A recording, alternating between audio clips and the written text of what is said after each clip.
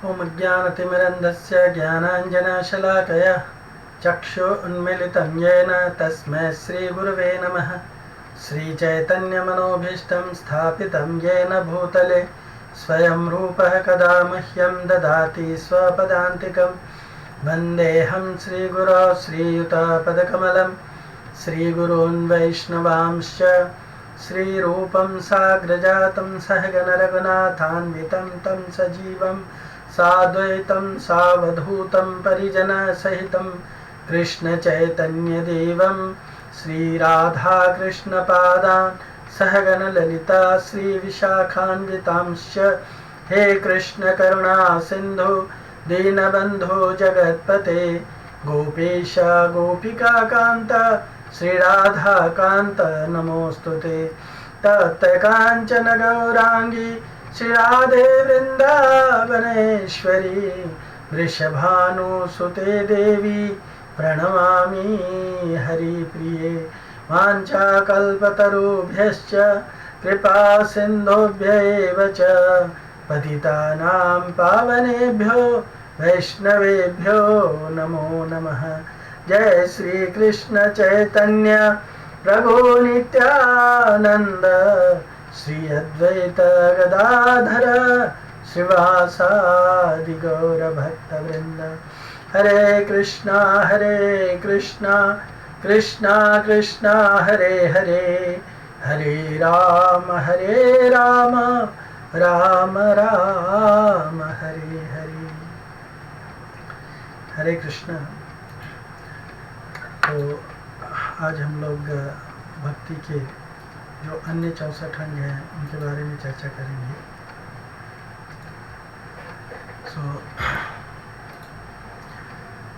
अब तक भक्ति के 64 अंगों का प्रमाण सहित वर्णन किया गया और पिछले जो 5 अंग वर्णन किए गए, जो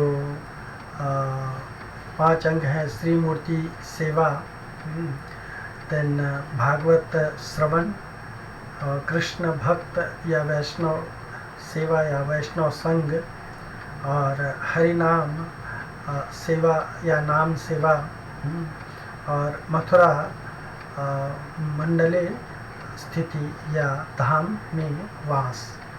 तो ये 5 जो विशेष अंग बताए गए हैं, उनका इन 64 अंगों में बहुत अधिक महत्व है। इसलिए श्री जीव गोस्वामी जी इन 5 अंगों का विशेष रूप से फिर से विवेचन करते हैं। कहा गया है, दुरूहाद अद्भुत वीर्यस्मिन् श्रद्धा दूरेस्तु पंचके यत्र स्वाल्प अपि संबंधः सध्याम भाव जन्मने।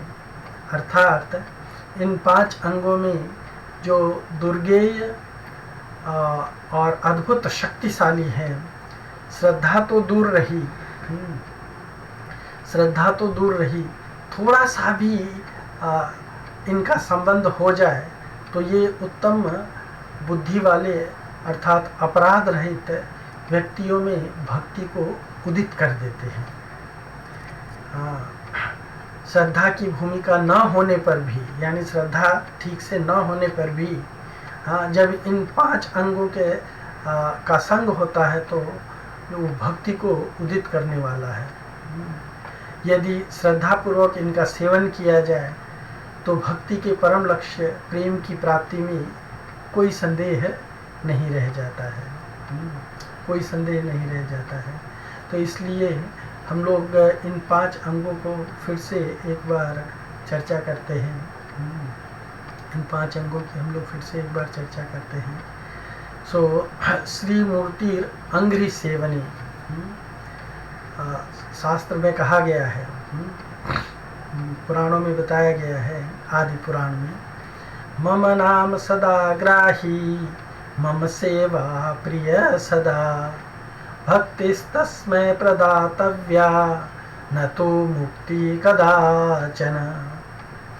यानी आदि पुराण में कहा गया है कि जो व्यक्ति सदा मेरा नाम ग्रहण करता है या मेरे नाम का शरण करता है एवं मेरी मूर्ति की सेवा में प्रीति रखता है, मेरे विग्रह की सेवा में प्रीति रखता है, मेरी प्रेम सेवा को ही एकमात्र जीवन का लक्ष्य मानता है, अपना पुरुषार्थ मानता है, उनको मैं भक्ति ही प्रदान करता हूँ। भगवान कहते हैं भक्ति शून्य मुक्ति कभी प्रदान नहीं करते हैं। भक्ति शून्य जो मुक्ति है वो भगवान कभी उनको प्रदान नहीं करते हैं, है ना। तो भगवान ये कह रहे हैं कि जो व्यक्ति भगवान के विग्रह की सेवा में लगा रहता है, ऐसा व्यक्ति भगवान की लीला, भगवान की जो प्रेम भक्ति है उसके अंदर उदित हो जाती है और भगवान की कृपा से उसको प्रेम भक्ति ही प्राप्त होती है। आगे कहते हैं स्मेरा भंगी त्रय परिचिंता, स्मेरा भंगी त्रय परिचिंता, सची विस्तीर्ण दृष्टि मनसी अन्यस्ता धर किसलयाम उज्ज्वलां चंद्रकेण, गोविंदाख्यां हरितनुम इति केसि तीर्थोपकंठे, न प्रेक्षिष्ठास्तव यदि सखे बंधु संगे स्थिरंगः। ये श्रीमद् भागवत से लिया गया है श्लोक है। इसमें कहा गया है दसम स्कंद से श्री मूर्ति की महिमा के विषय में इस प्रकार यहाँ पे कहा गया है कि हे सखे, यदि तुम अपने बंधु बांधवों से प्रेम रखते हो या उनके साथ रहना चाहते हो तो तुम केसी घाट के निकट विराजमान मंद मुस्कुराते हुए ललित त्रिभंग रूप से परिलक्षित या परिचित, तिरछी और विशाल दृष्टि से युक्त, अधर पर बांसुरी धारण किए हुए तथा मोर पंख के चंद्रक से विभूषित श्री गोविंद नामक श्री विग्रह को मत देखना। गोविंद जी का माधुर्य ही ऐसा आकर्षक है कि घर बार बंधु बांधव तो क्या, मुक्ति पर्यंत को भी दर्शक तुच्छ मानने लगते हैं। श्री गोविंद विग्रह से समस्त भगवत विग्रह अभिप्रेत है। इन श्लोकों के में, इस श्लोक में निषेध के व्याज से, निषेध यानी न करने के व्याज से, बहाने से श्री गोविंद विग्रह के अवश्य दर्शन करने का विधान बताया गया है। आज हम उन गोविंद जी के विग्रह का अगर दर्शन करना चाहते हैं, महाप्रभु के समय में या हमारे जो सठ गोस्वामी थे उनके समय में वो विग्रह तो वृंदावन में विराजमान थे, श्री गोविंदालय में या गोविंद जी मंदिर में, पर औरंगजेब के मंदिरों के ध्वस्त करने के कारण गोविंद जी को मथुरा से जयपुर लेके जाया गया। सो मथुरा से जयपुर जाते समय भगवान जो है 4-5 स्थान पे रुके थे, जैसे राधा कुंड में रुके थे, देन काम्यवन में रुके थे। तो जहाँ जहाँ भगवान रुके थे कुछ दिनों के लिए, वहाँ भगवान श्री के गोविंद जी देव जी के, गोपीनाथ जी के, मदन मोहन जी के, ये सारे विग्रह जयपुर में जो गए वो वहाँ पे हैं। तो अगर आप उन ओरिजिनल विग्रह को, जिनके बारे में यहाँ कहा गया है कि उनके दर्शन करने से व्यक्ति जो है फिर इस भौतिक जगत का कुछ भोग नहीं कर पाएगा, तो उनके दर्शन आप जा कर के जयपुर में कर सकते हैं। गोविंद जी के, राधा गोपीनाथ जी के, राधा मदन मोहन जी के करौली में दर्शन कर सकते हैं। तो इस तरह से विग्रह के बारे में बताया गया है कि किस तरह से भगवान जो है, किस तरह से भगवान के दर्शन करने मात्र से व्यक्ति जो है उनके चरण कमल में व्यक्ति पूरी तरह से निमज्जित हो जाता है ना। उनके चरण कमल में वो पूरी तरह से निमज्जित हो जाता है। अब हम लोग भक्ति के जो 62nd अंग है, उसके बारे में थोड़ा चर्चा करते हैं। 62 अंग में 62 यानी इस 64 अंगों में जो महत्वपूर्ण है उसमें जो दूसरा अंग है उसके बारे में चर्चा करते हैं। श्री मूर्ति अंघ्रि सेवा के बाद में बताया जाता है कि श्रीमद् भागवत अर्थास्वादो। सो प्रथम स्कंद में भागवत में कहा गया है 1.1.3 में निगम कल्पतरोर्गलितं फलम सुखमुखाद अमृत द्रव संयुतम पीवत भागवतम रसमालयम मुहुरहो रसिका भुवि भाविका। और दूसरे स्कंद में कहा गया है 2.1.9 में परिनिष्ठितोऽपि नैर्गुण्यम उत्तम श्लोक लीलया गृहीत चेता राजर्षे आख्यानम यद अधीतवान। इसका अनुवाद इस तरह से है श्रीमद् भागवत के रसास्वादन के विषय में श्रीमद् भागवत में ही कथन है फर्स्ट कैंटो में कि हे रस के मर्मज्ञ भक्त जनों, यह श्रीमद् भागवत वेद रूप कल्प वृक्ष का पका हुआ फल है।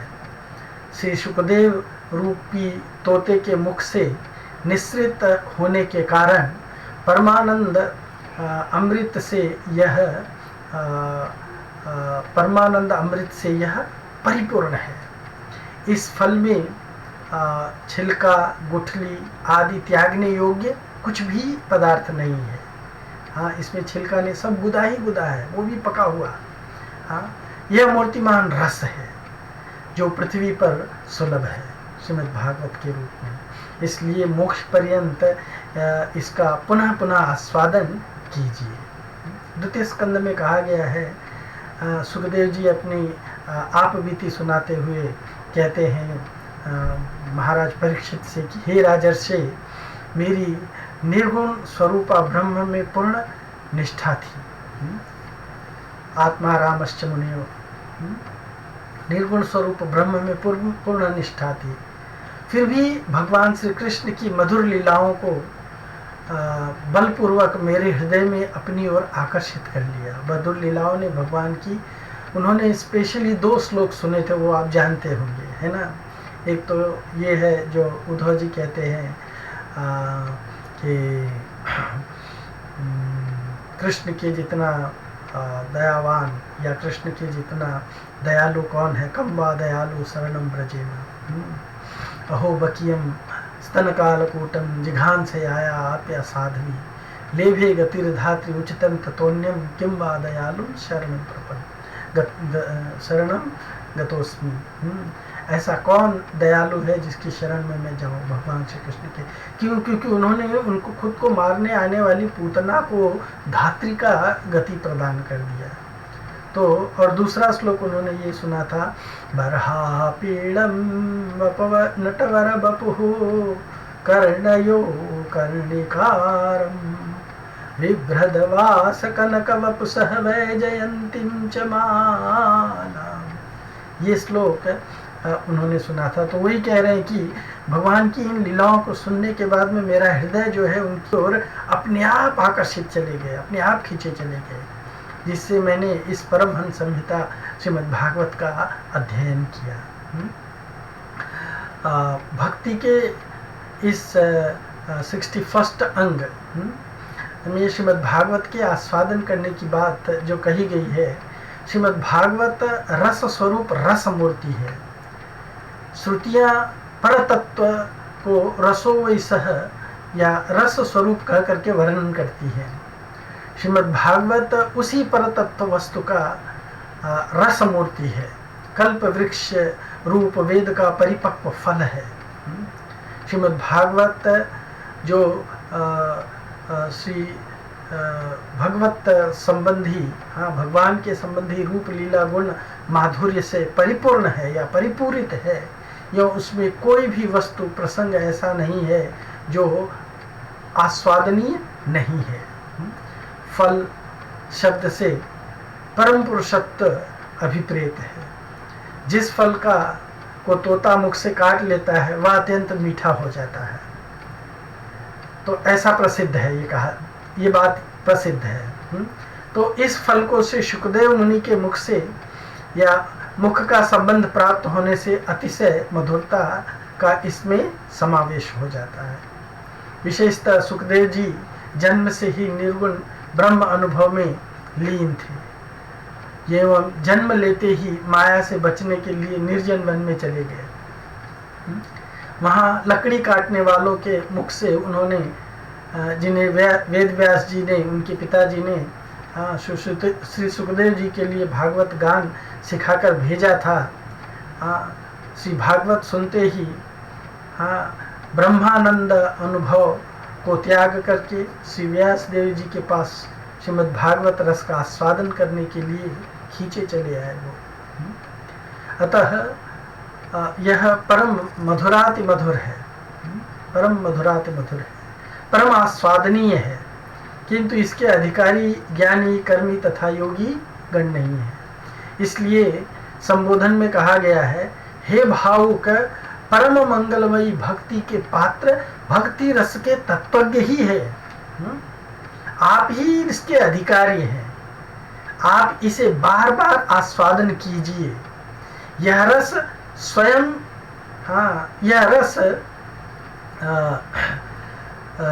स्वयं भगवान श्री नारायण ने श्री ब्रह्मा जी को और श्री ब्रह्मा जी ने श्री नारद जी को, जिन्होंने श्री नारद जी ने श्री व्यास जी को और श्री व्यास जी ने श्री सुखदेव जी को आस्वादन कराया है। उनकी कृपा से यह परमोत्कृष्ट रस पृथ्वी पर आया है। अतः जिन लोगों को श्रीमद् भागवत में श्रद्धा नहीं है, रुचि नहीं है, वास्तव में वे लोग चाहे कितने भी रसिक अनन्य क्यों न बने, वे अरसज्ञ हैं। अपने आप को रसिक दिखाएं लेकिन वो अरसज्ञ हैं जो भागवत का व्यापार करते हैं। भक्ति रस से सर्वथा अनभिज्ञता है। एवं वे भक्ति रसवेत्ता गुरु परंपरा से भी बहिष्कृत माने जाते हैं। तो इस तरह से श्रीमद् भागवत के बारे में वर्णन किया गया है। और श्रीमद् भागवत के बारे में और भी बताया गया है ना। संके नीता सपदि दशम स्कंधा पद्यावलीनां वर्णा कर्ण ध्वनि पथिकता मनु पूर्वाभ्यदब्धि हंहो डिम्भा परम शुभदत्त हंत धर्मार्थ कामान यद्गर्हंत सुखमयी सुखमयमयी मोक्षमया क्षिप्तम क्षिपन्ति मोक्षमया क्षिपन्ति।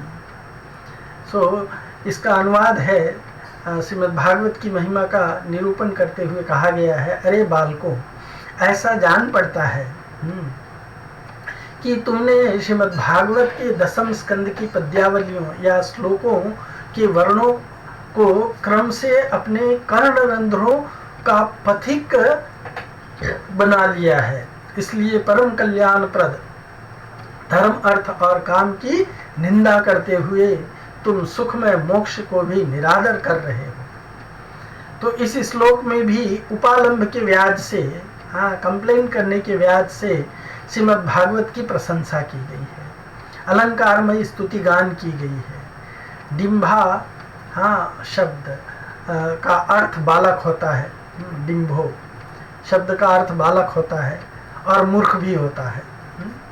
तो यहाँ वास्तव में मूर्ख अर्थ ही ग्रहणीय है, या बालक बुद्धि वाले लोग ही ग्रहणीय है। तात्पर्य यह है कि जो श्रीमद् भागवत की पद्यावलियों को सुनकर के भी धर्म अर्थ काम और मोक्ष को सुख में जानते हैं, वे मूर्ख हैं। वहाँ उनके लिए सुख में विशेषण का प्रयोग कर वास्तव में उन्हें दुख में निरूपित किया गया है।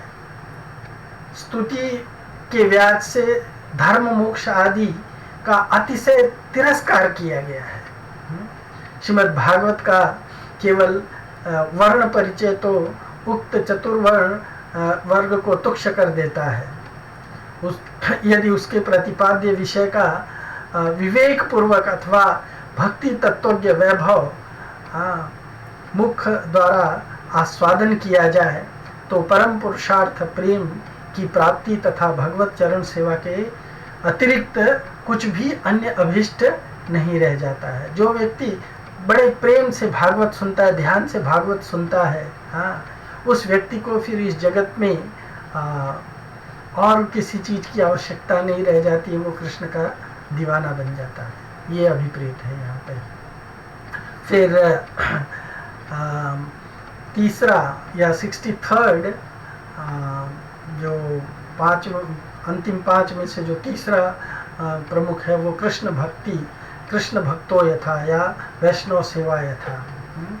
सो भागवत में कहा गया है दृगम्भो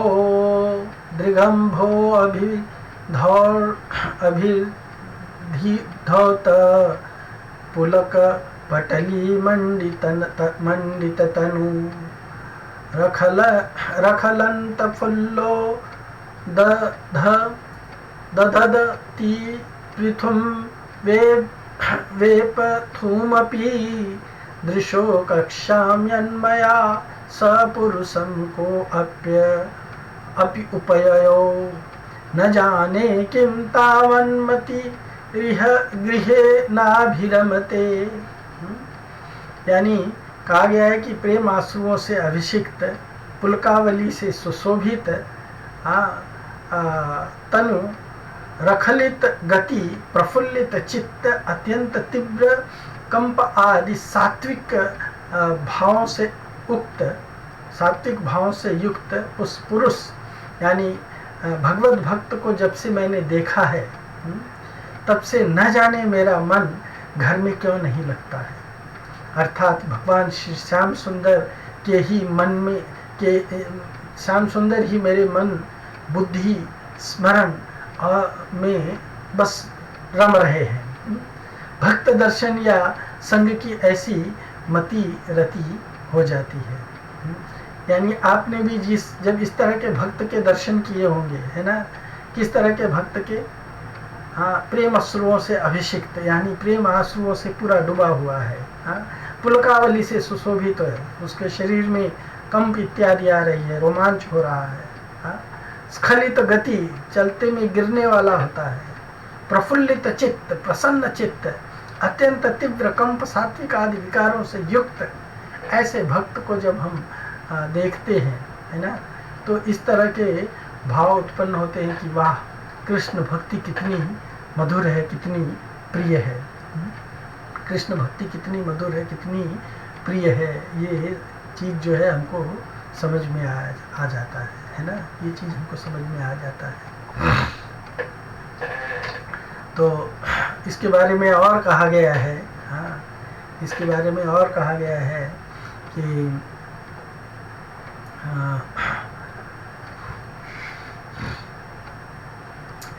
इसके बारे में और कहा गया है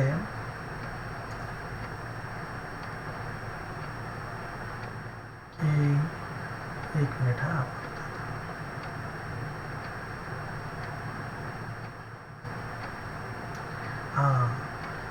सजाते स्निग्धस्य श्री भगवत भक्त संगो। कहा गया है तूलयाम लवेनापि न स्वर्गम न पुनर्भवम भगवत संगी संगस्य मर्त्यानां किम उताशिष। यानी और हरिभक्ति सुधोदय में कहा गया है, वो तो श्रीमद् भागवत में हरिभक्ति सुधोदय में कहा गया है, यस्य यत् संगति पुंसो मणि वत्स्यात् तद्गुणः स्वकुल दर्घ्यं ततो धीमान् स्थूयानेव संश्रयेत्। यानी श्रीमद् भागवत में कथित है, भगवत संग के लेस मात्र के साथ इस स्वर्ग और अपवर्ग मुक्ति की तुलना नहीं की जा सकती है। फिर मननशील मनुष्य के राज्य आदि संपत्ति की तो बात ही क्या कहनी है। जिस व्यक्ति को भक्तों का संग मिल गया है, उस व्यक्ति को दूसरा कुछ नहीं चाहिए। हरिभक्ति सुधोदय में कहा गया है, जिस पुरुष के साथ संगति होती है, मणि के समान वह उसके गुणों को धारण करने लगता है। इसलिए बुद्धिमान भक्त को चाहिए कि वह अपने कुल या भक्त कुल की वृद्धि के लिए अपने ही यूथ या अपने ही संप्रदाय के भक्तों का संग करे। इस अंग में साधु संग की महिमा वर्णन की गई है। साधु संग का तात्पर्य एकमात्र सजातीय अर्थात अपने भाव इष्ट वाले भक्त के संग से है। जैसे स्फटिक मणि जिस वस्तु के साथ रख दी जाए उसमें उसी वस्तु का रंग दिखता है, उसी प्रकार यदि सजातीय भक्त का संग साधक करेगा तो उसके साथ बैठेगा तो उससे भी उसके गुणों का आचरण का रंग चढ़ेगा। कहा गया ना, लव मात्र साधु संग सर्व सिद्धि है। स्त्री का संग करना, पास रहना इतना दूषित नहीं जितना स्त्री संगियों का संग दूषित और निंदनीय है। कारण कि वे स्त्री संगी हर समय स्त्री प्रसंग की ही चर्चा करते रहते हैं। उसी प्रकार भगवान के भक्त के संग से भी श्री भगवान के भक्तों या संगियों का संग अत्यंत प्रशंसनीय और गुणकारी है। क्यों? क्योंकि भगवान के भक्त जो है वो हमेशा भगवान की चर्चा करते रहते हैं। भगवद गीता में भगवान ने इसको कन्फर्म किया है ना। मच्चिता मद्गता प्राणा बोधयन्तश्च परस्परम कथयन्तश्च माम नित्यं तुष्यन्ति च रमन्ति च। हर समय भगवान की चर्चा करते रहते हैं। कारण कि वे हर समय श्री कृष्ण प्रसंग की चर्चा कर जीव की बहिर्मुखता को दूर करते हुए कृष्ण स्मृति कराते रहते हैं। उससे जो शाश्वत सुख की प्राप्ति होती है उसके सामने स्वर्ग और मुक्ति का सुख तुच्छ है। मुक्ति का सुख तुच्छ है। तो इस तरह से भगवत भक्तों का संग जो है वो बहुत ही महत्वपूर्ण है। उसके बाद में अंतिम 5वें में से चौथा या 64 में से 63rd श्लोक 63rd अंग जो है वो नाम संकीर्तनम, नाम संकीर्तन की बात बताया गया है। तो श्रीमद् भागवत के द्वितीय स्कंद में 2.1.11 में कहा गया है, एतद् निर्विण्यमानानाम् इच्छिताम् अकुतो भयम् योगीनां नृपनिर्णीत हरे नामानुकीर्तनम। आदि पुराण में कहा गया है, गीत्वा तु मम नामानि विचरेन् मम सन्निधौ इति ब्रवीणीते सत्यं कृतोऽहं तस्य चार्जुन। पद्म पुराण में कहा गया है, येन जन्म सहस्राणि वासुदेवे निवेशितः तन्मुखे हरिनामानि सदा तिष्ठन्ति भारतः। और पद्म पुराण में ही कहा गया है, नाम चिंतामणि कृष्ण चैतन्य रस विग्रह पूर्ण शुद्धो नित्य मुक्तो अभिनत्वात् नाम नामिनो। अब ये सारे श्लोकों का, भागवत का, आदि पुराण का और पद्म पुराण के इन श्लोकों का अनुवाद इस तरह से है। श्रीमद् भागवत के 2.1.11 में नाम संकीर्तन के विषय में कहा गया है कि जो लोग संसार से विरक्ति पूर्वक एकांत भक्त हैं, यानी संसार से कोई आसक्ति नहीं है, जो स्वर्ग अथवा मोक्ष की कामना नहीं रखते हैं, तथा जो आत्मा राम योगी हैं, उन सब के लिए श्री हरिनाम संकीर्तन, या जो मोक्ष की कामना रखते हैं ऐसे लोगों के लिए भी श्री हरिनाम संकीर्तन का ही बार बार अनुष्ठान करना परम साधन या साध्य रूप में पूर्व आचार्य गणों ने निर्णीत किया है। यानी हर एक कंडीशन में हर एक व्यक्ति को हरिनाम का गान करना चाहिए, हरिनाम का जप करना चाहिए। आदि पुराण में वर्णित है कि हे अर्जुन, जो मेरे निकट मेरे श्री विग्रह के पास बैठकर मेरे नामों का संकीर्तन करता है, मैं सत्य कहता हूँ वह मुझे खरीद लेता है। यानी भगवान का जो नाम जप करता है, भगवान कहते हैं वो मुझे खरीद लेता है।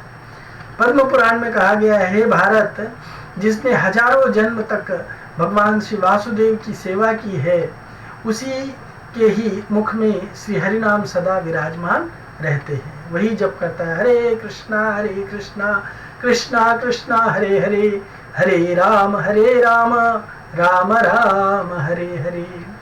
और वही और भी कहा गया है, हाँ, पद्म पुराण में ही और भी कहा गया है, श्री नाम ही चिंतामणि की भांति सर्व अभिष्ट देने वाला है। नाम नामी से अभिन्न होने के कारण चैतन्य स्वरूप है, पूर्ण है, अर्थात अपरिच्छिन्न तथा शुद्ध है, माया संबंध से शून्य है। श्री नाम नित्य मुक्त कृष्ण स्वरूप ही है। भक्ति अंगों में सम्राट या महाराजा की भांति श्री नाम संकीर्तन है। विरक्त एकांत भक्तों को, ज्ञानियों, मोक्षकर्मियों, स्वर्गकामियों या आत्माराम योगियों के लिए भी एकमात्र श्री नाम संकीर्तन ही साधन साध्य रूप में निर्णय किया गया है। कारण अन्य साधन साध्य से भिन्न होते हैं, किंतु नाम संकीर्तन रूप साधन साधक रूप साध्य रूप भगवान श्री कृष्ण से सर्वथा अभिन्न है। हाँ, एक ही सच्चिदानंद रस पर तत्व वस्तु नाम एवं नामी इन दो रूपों में नित्य अभिव्यक्त होकर के विराजमान है। नित्य अभिव्यक्त होकर के विराजमान है। हजारों जन्मों तक भगवान वासुदेव की सेवा की बात कही गई है। शंका उठती है कि भगवान वासुदेव की सेवा करते हुए भी क्या 1000 जन्म लेने पड़ते हैं? तो इसके उत्तर में श्री जीव गोस्वामी पाद ने कहा है कि भक्ति की वृद्धि के लिए भक्त बार बार जन्म लेने की प्रार्थना करता है, भक्ति की वृद्धि करने के लिए, इसलिए बार बार जन्म लेता है। अतः अंत में वह परम चरंतम स्वरूप भक्ति प्रेम सेवा को प्राप्त कर लेता है। कहा गया है, अतः श्री कृष्ण नाम आदि न भवित ग्रहण इंद्रिय सेवन मुखे जिह्वादो स्वयं स्फुरद है।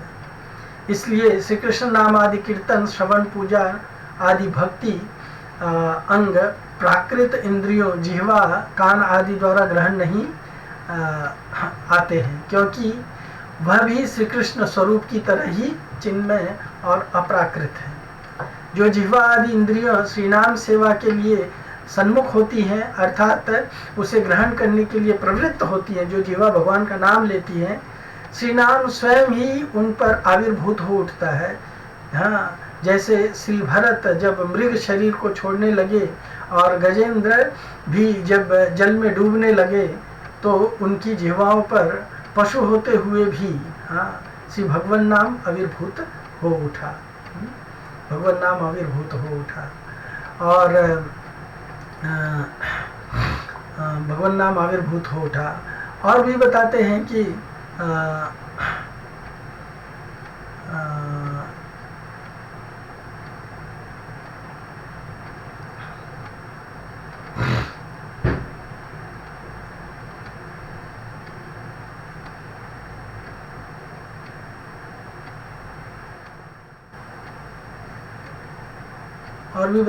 कि एतद् निर्विण्यमानानाम् अचित्तकुतो भयम् योगीनां नृपनिर्णीतं हरेर्नामानुकीर्तनम्। हाँ, ये बताया मैंने शायद आपको, है ना? हाँ, ये बताया मैंने आपको। और फिर भक्ति का जो 64वां अंग है, भक्ति का जो 64वां अंग है, जो वन ऑफ द महत्वपूर्ण या अंतिम 5 अंगों में जो महत्वपूर्ण अंग है, उसके बारे में हम जानेंगे अब। तो 64वां अंग है श्री मथुरा मंडले स्थिति। तो शास्त्र में पद्म पुराण में कहा गया है, अन्येषु पुण्य तीर्थेषु मुक्तिरेव महाफलम् मुक्त प्रार्थ्यो हरे भक्तेर मथुरायां तो लभ्यते त्रिवर्गदा कामिना या मुमुक्षुणां च मोक्षदा भक्तिम इच्छोर भक्तिदां कस्तां मथुरां नाश्रयेत् बुधः। अहो मधुपुरी धन्या वैकुंठा च गरीयसी, दीनम एकम निवासेन हरो भक्ति प्रजायते। कहा गया है कि मथुरा मंडल में वास करने का महात्म्य इस प्रकार वर्णित है। अन्य अन्य पुण्य तीर्थों में वास करने का फल, महाफल जो है वो मुक्ति है, किंतु जो मुक्त हैं उनको मथुरा में भगवान की प्रार्थना करने पर भगवत भक्ति प्राप्त होती है। अर्थात मथुरा मंडल में या मथुरा मंडल का वास मुक्तों को भी भक्ति प्रदान करने के लिए भक्ति प्रदान करने वाला है। कामना करने वालों को मथुरा धर्म अर्थ या काम देने वाली है। जो मुक्ति चाहते हैं उनको वह भक्ति प्रदान करती है। जो भक्ति चाहते हैं उनको मथुरा भक्ति प्रदान करती है। फिर कौन बुद्धिमान उस मथुरा का आश्रय ग्रहण नहीं करेगा। अर्थात बुद्धिमान को अपने अभिष्ट की प्राप्ति के लिए मथुरा मंडल में ही वास करना चाहिए। और फिर कहा गया है अहो मधुपुरी धन्या, हाँ यह मधुपुरी धन्य है और वैकुंठ लोक से भी अधिक महिमा युक्त है, क्योंकि यहाँ एक दिन भी निवास करने से श्री कृष्ण की भक्ति उदित हो जाती है। श्री कृष्ण की भक्ति उदित हो जाती है। तो इस प्रकार यहाँ तक हम लोगों ने जो चर्चा किया, इसके बारे में और भी थोड़ा मथुरा मंडल के बारे में बताया गया है कि इसमें कहा गया है कि तटभुवि कृत कांति श्यामलायास्तटिन्या स्फुटितनवकदम्बालिक पूजद विरेफा निरवधि मधुरिम्ना मंडितेयं कथं मे मनसि कमपि भावं कानन स्वीस्तनोति। श्यामला कालिंदी के किनारे पर शोभायमान प्रस्फुटित नवकदम्ब कुसुमों से मधुपवल्ली से नवकदम्ब कुसुमों से मधुपवल्ली से मुखरित तथा असीम माधुर्य मंडित यह श्री वृंदावन शोभा क्यों मेरे मन में एक श्याम सुंदर विषयक अनिर्वचनीय भाव भक्ति विस्तारित कर रहा है। श्री वृंदावन के दर्शन से हृदय में श्री कृष्ण के प्रति भाव भक्ति का उन्मेष होने लगता है। इसका यही तात्पर्य है। कहा गया है कि अलौकिक अप्राकृत पदार्थों की ऐसी चिन्मय शक्ति है कि जिसमें ये भाव और उसके विषय दोनों को ही एक साथ प्रकाशित करते हैं। यहाँ यह प्रश्न हो सकता है कि पहले किसी वस्तु की महिमा सुनी जाती है, फिर उसके गुणों का अनुभव होता है, उसके बाद उस वस्तु में रति या प्रीति उदित होती है। किंतु ये जो 5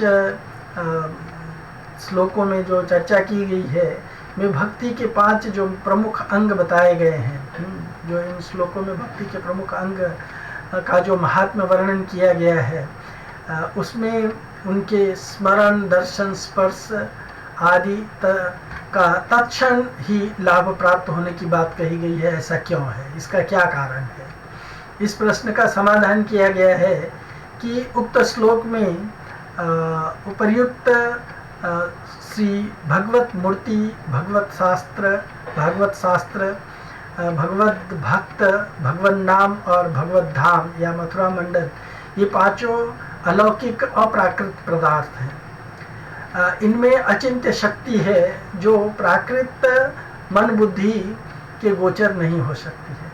अतः इन 5 का थोड़ा सा भी संबंध प्राप्त होने पर ये भगवत भक्ति को तथा भक्ति के विषय भगवान श्री कृष्ण को दोनों को एक साथ प्रकाशित कर देते हैं। भक्तियाँ श्री भगवान के स्वरूप ज्ञान का तत्काल अनुभव करा देते हैं।